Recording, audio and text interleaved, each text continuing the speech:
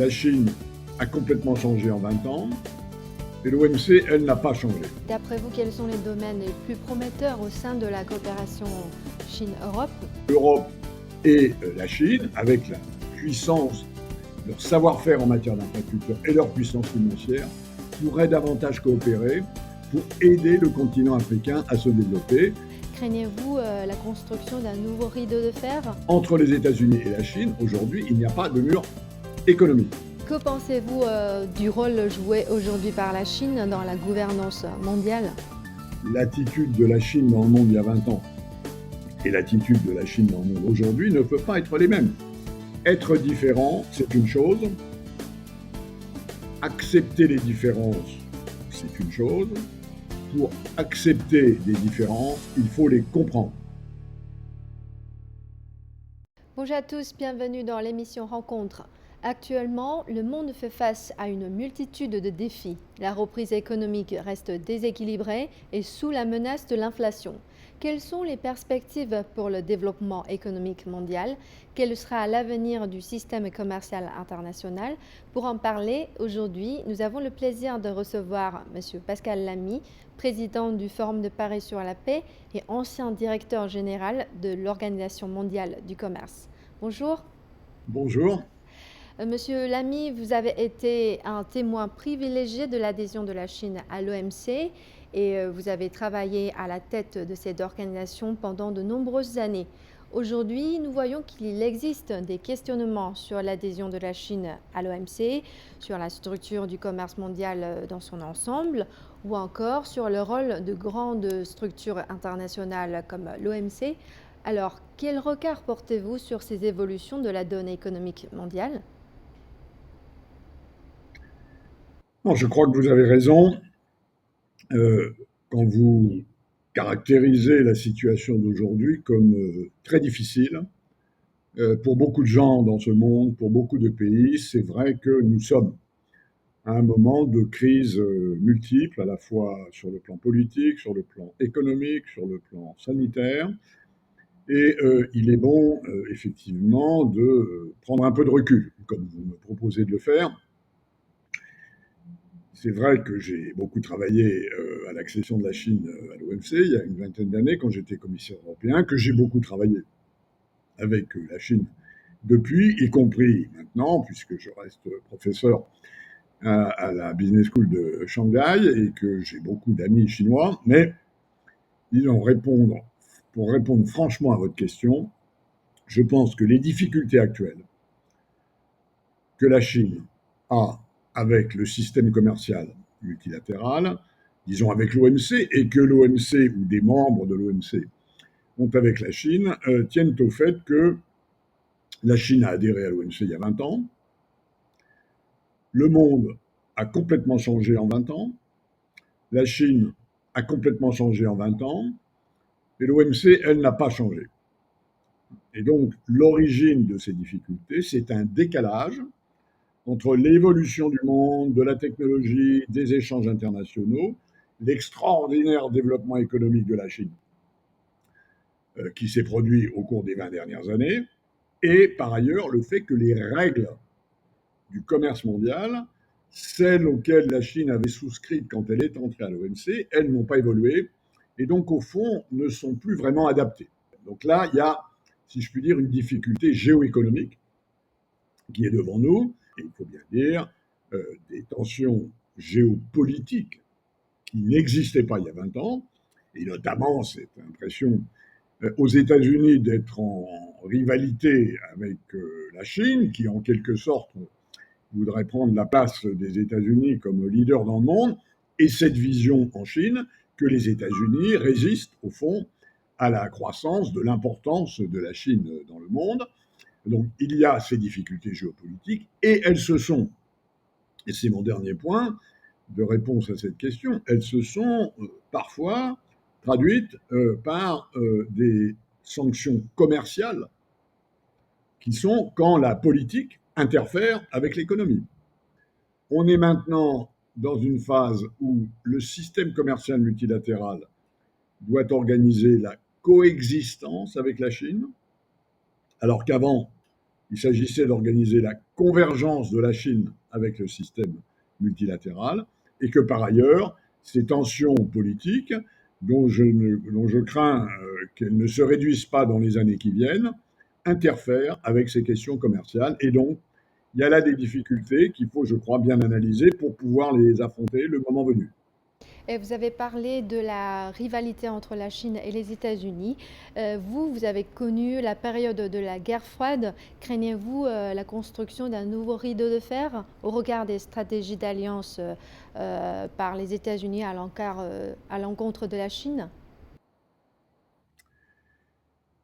Je ne craignais pas un nouveau rideau de fer aussi longtemps que, disons, le jeu mondial avait comme théâtre cette rivalité sino-américaine, parce que, quel que soit le degré de menace que les Américains attribuent à la Chine, ou quel que soit le degré de menace que les Chinois attribuent aux États-Unis, l'interdépendance économique entre la Chine et les États-Unis, à mon avis, limitait énormément les risques de conflits qui soient autre chose que la gestion de tensions.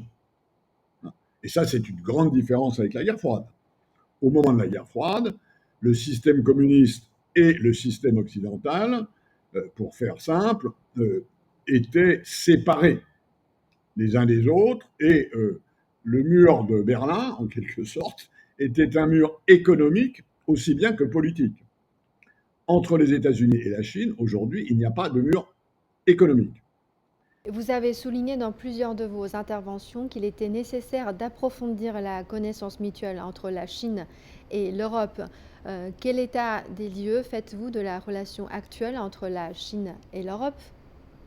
La relation entre la Chine et l'Europe est plus compliquée, plus difficile, plus tendue qu'elle ne l'était il y a 10 ou 20 ans, et notamment lorsque, comme commissaire européen, j'ai négocié les termes d'accession de la Chine à l'OMC. À l'époque, le rapport entre l'Europe et la Chine était plus simple, en quelque sorte.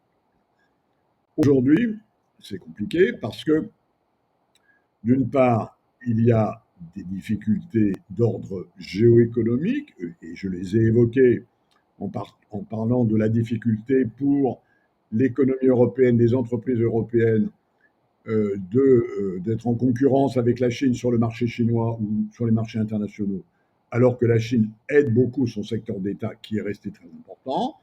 Là, il y a un point de friction.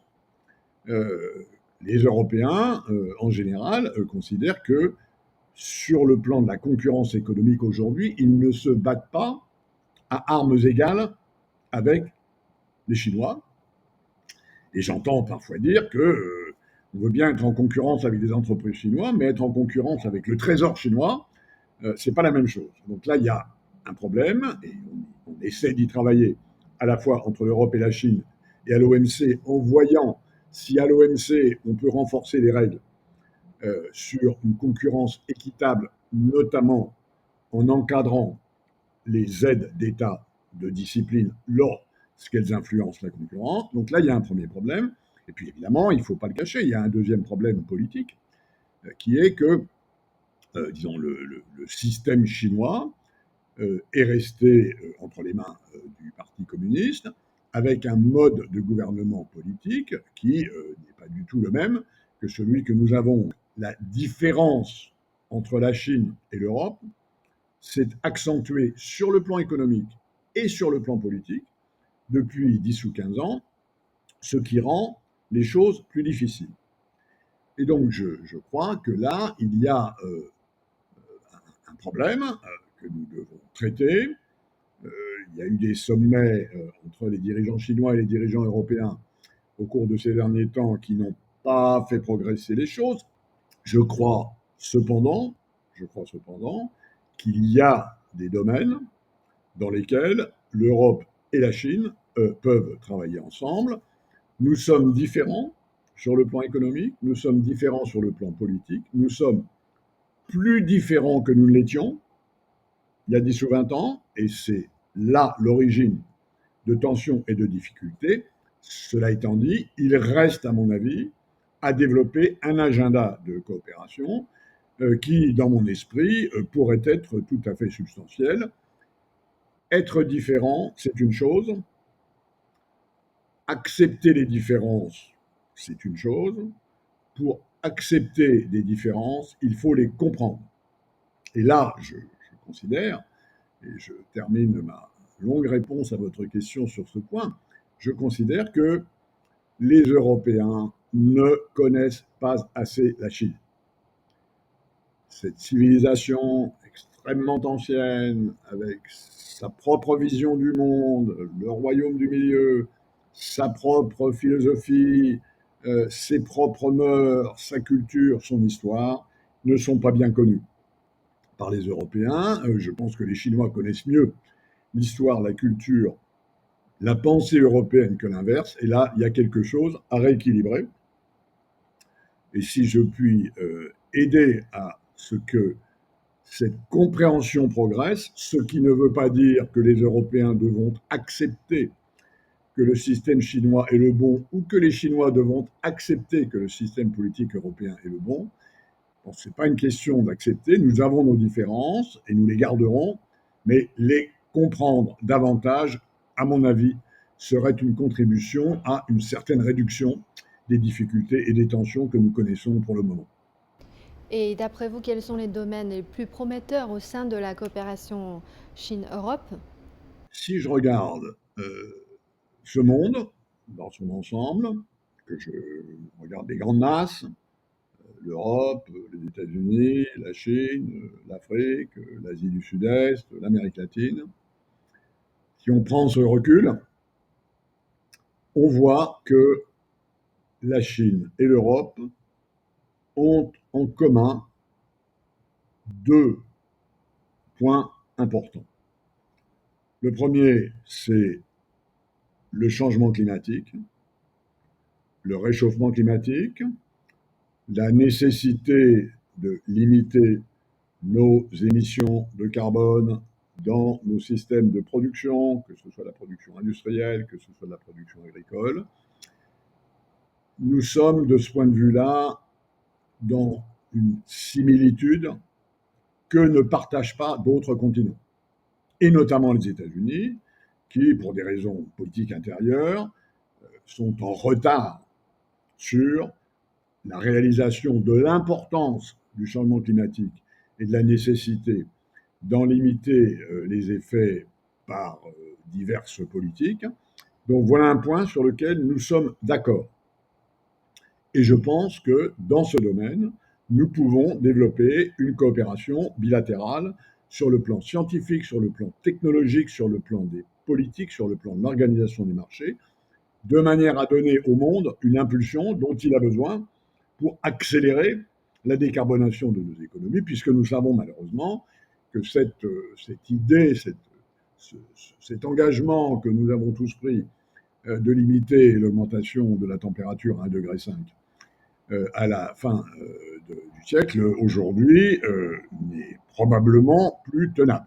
Donc voilà un premier domaine dans lequel, à mon avis, l'Europe et la Chine pourraient travailler davantage. Elles le font d'ailleurs, hein, d'un certain point de vue, puisque, par exemple, le système chinois, l'organisation du système qui démarre en Chine et qui est en train d'être testé sur un système de commerce des permis d'émission pour limiter les émissions dans les entreprises est un système qui est inspiré du système européen. Donc là, il y a des choses à faire. Le deuxième champ, je crois, qui nous est commun, pour des raisons différentes, c'est l'extrême importance de ce qui se passe sur le continent africain, qui va doubler sa population d'ici la fin du siècle, et dont la stabilité ou l'instabilité est très importante pour nous tous. Pour nous, Européens, parce qu'on est tout près de l'Afrique. Pour la Chine, parce que la Chine a absolument besoin de l'Afrique, notamment pour des questions de ressources naturelles dont l'économie chinoise a besoin. Et je pense que nous avons tous les deux un intérêt très important à ce que l'Afrique se développe, l'économie africaine se développe plus vite que la population africaine.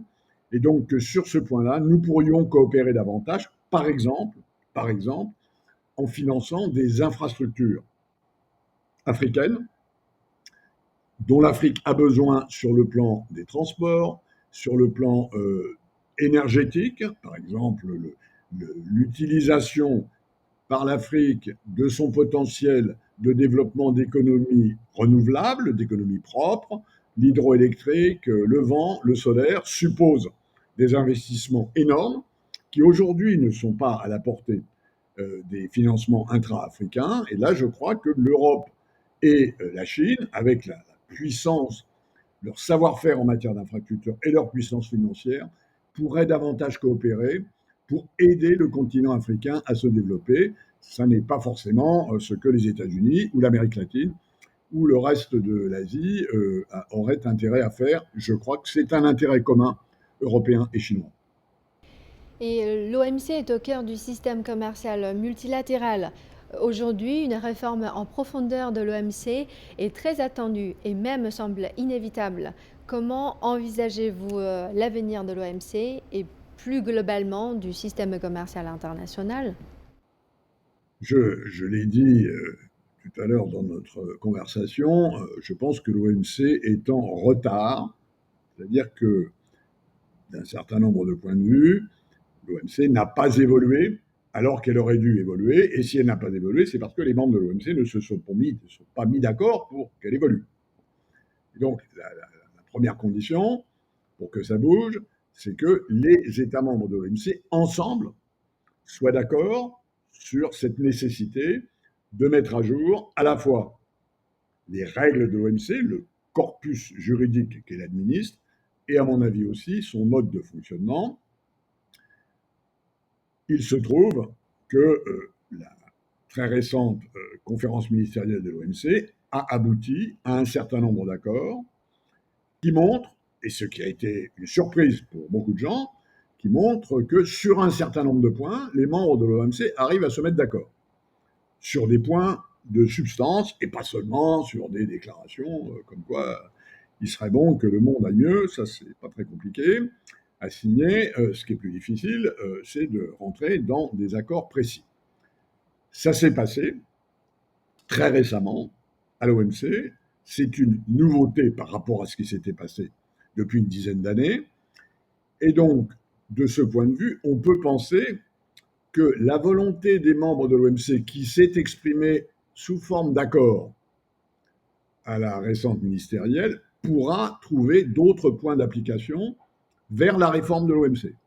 Donc, je suis de ce point de vue-là un peu moins pessimiste que je ne l'étais, parce que cette conférence, et notamment sous la houlette d'une excellente directrice générale. Alors, qu'est-ce qu'il faut faire maintenant? Je pense qu'il y a deux chantiers à ouvrir à l'OMC.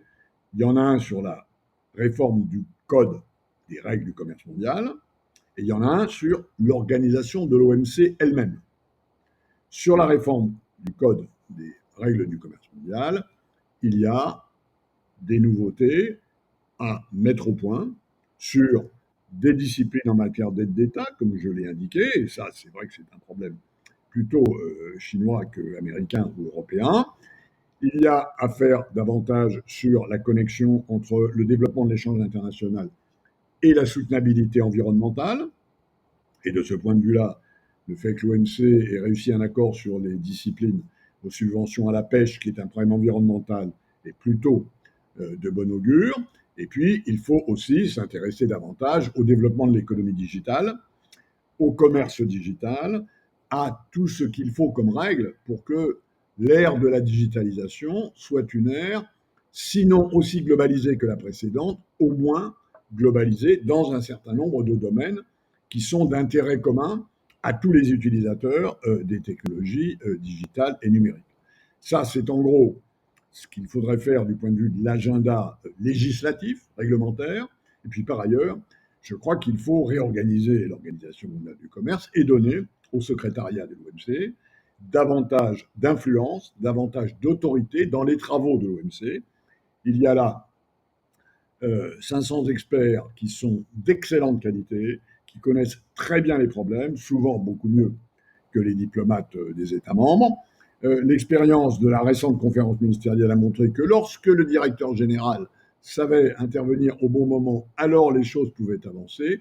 Tout ceci, et ma propre expérience des 8 ans où j'ai occupé cette fonction de directeur général de l'OMC, me dit que il y a là une réserve d'expertise, une réserve d'énergie, une réserve de savoir-faire qui devrait être mieux exploitée au service des États membres. Bien sûr, ce sont les membres de l'OMC qui doivent prendre la décision à la fin sur les règles qu'ils adoptent. C'est comme un parlement.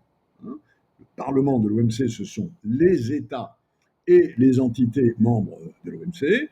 Ça, c'est une vérité qui ne changera pas. Mais la manière dont ces travaux sont gérés, préparés, pourrait être grandement facilitée et accélérée si on acceptait de rééquilibrer les pouvoirs respectifs du secrétariat de l'OMC et de ses membres. Et c'est une thèse que je soutiens et je crois qu'il faut maintenant s'intéresser aussi, pas seulement à ce que produit l'OMC comme règle du système commercial multilatéral, mais aussi à la manière dont elle produit ces règles. Et je pense qu'il y a là une connexion qu'il faut faire maintenant, alors qu'elle n'était pas assez faite auparavant. À propos de la gouvernance économique mondiale, le président chinois Xi Jinping a dit que les pays du monde entier devaient soutenir le multilatéralisme et démanteler les murs plutôt qu'en d'édifier de nouveaux. Il a également assuré que la construction d'une communauté de destin pour l'humanité était la ligne directrice de la diplomatie chinoise. Comment interprétez-vous ces deux messages transmis par le président chinois à la communauté internationale? Je pense qu'on ne peut qu'être d'accord avec cette vision de la nécessité d'un système multilatéral dans un monde désormais globalisé et qui ne se déglobalisera pas, quoi qu'on dise ici ou là, d'une part, et d'autre part, de la nécessité des États membres de cette communauté internationale de travailler davantage ensemble. Je suis d'accord avec cette idée. Je souhaite que le comportement chinois dans les différents domaines de la vie internationale se mettent en accord avec cette ligne directrice du président Xi Jinping. Et pour être tout à fait franc, je ne suis pas sûr que ce soit toujours le cas. Donc il y a une ligne qui, à mon avis, est la bonne et sur laquelle on doit pouvoir se mettre d'accord. Là n'est pas le problème. Le problème est de savoir si le comportement des États membres de cette communauté internationale, et notamment des Chinois, est en ligne avec cette vision d'une sorte d'harmonie internationale. Donc, je pense que la question n'est pas dans l'idée de ce qu'il faudrait faire, mais dans la manière de le faire. Et de ce point de vue, je pense qu'il y a des progrès à faire parce que nous avons besoin d'une Chine active, responsable, dans le système international. Elle a maintenant acquis une taille, une importance qui fait qu'elle doit s'impliquer comme les autres, en prenant des responsabilités dans la gestion de ce système. Et puis par ailleurs, je pense aussi, et c'est une des raisons pour lesquelles je préside ce forum de Paris sur la paix, que la coopération internationale ne doit pas être limitée à des contacts, à des négociations, à des relations entre souverains seulement. Très important que ce soit des souverains qui prennent un certain nombre de décisions parce qu'ils sont légitimes aux yeux de leur population, ou en tout cas la plupart d'entre eux. Je pense aussi que ça ne suffit plus. Nous ne pouvons pas laisser l'intégralité de la responsabilité de la coopération internationale à des États-nations souverains. Il faut impliquer dans des coalitions, dans des conversations, dans la recherche de solutions, des grandes entreprises internationales, des grandes organisations non gouvernementales internationales, des grandes institutions académiques qui ont un poids et une influence internationale, des grandes villes, des grandes régions. Ce ne sont plus seulement des diplomates qui doivent être les ouvriers de la coopération internationale, mais un peuple beaucoup plus diversifié, et c'est ce à quoi nous nous employons au Forum de Paris sur la paix, qui est au fond une manière de faire avancer la solution de problèmes globaux que nous avons, le développement, la santé, l'environnement. Pour prendre ces exemples, on pourrait aussi citer la culture ou l'avancée de l'égalité entre les hommes et les femmes, qui sont des grandes questions de ce monde. Nous avons besoin de nouveaux acteurs, de nouveaux partenaires. Ils sont là pour beaucoup d'entre eux. Ils sont prêts à s'engager et c'est ce que nous essayons de faire au Forum de Paris sur la paix, non pas à la place des diplomates, à la place des grandes institutions, à la place de l'ONU, à la place des organisations internationales, mais en complément d'efforts qu'aujourd'hui elles doivent faire et dont il faut bien reconnaître qu'elles ont beaucoup de mal à faire. Et que pensez-vous du rôle joué aujourd'hui par la Chine dans la gouvernance mondiale? Je pense, et je crois que ça transparaît dans mes propos jusqu'à présent, que la République populaire de Chine est devenue un très grand acteur de ce monde. Et notamment, principalement, en raison de la vitesse extraordinaire du développement de son économie, qui est sans précédent dans l'histoire de l'humanité. Donc là, il y a quelque chose de très exceptionnel qui s'est passé. Et il faut, je crois, bien comprendre cette exception pour comprendre que l'attitude de la Chine dans le monde il y a 20 ans et l'attitude de la Chine dans le monde aujourd'hui ne peuvent pas être les mêmes. La Chine, il y a 20 ans, pouvait dire « je suis un pays en développement, je me concentre sur mes propres affaires, je me concentre sur le développement du niveau de vie de ma population, et ce qui se passe dans le reste du monde vient dans un chapitre de moins d'importance. » Aujourd'hui, le poids de la Chine dans le monde est tel que nous avons besoin d'une Chine active, jouant un rôle et prenant des responsabilités à la mesure de son poids dans la gouvernance internationale. C'est le cas en matière de climat, c'est le cas en matière de santé, c'est le cas en matière de développement économique, c'est le cas évidemment en matière de maintien de la paix, mais ce sera le cas demain, par exemple, en matière de gestion de l'espace, ou de tout ce qui se passe autour de la Terre. C'est le cas dans, par exemple, l'extraordinaire transformation de nos systèmes de production dont nous avons besoin pour décarboner nos économies. Nous avons besoin d'efforts collectifs. Prenons un exemple qui sont les matériaux critiques dont nous savons qu'ils sont sur le chemin d'une décarbonation réussie de nos systèmes de production. La gestion de ces matériaux critiques qui sont indispensables à la transformation écologique et dans la Chine et dans lesquels la Chine joue un rôle très important est quelque chose qui doit faire, à mon avis, l'objet de davantage de coopération internationale.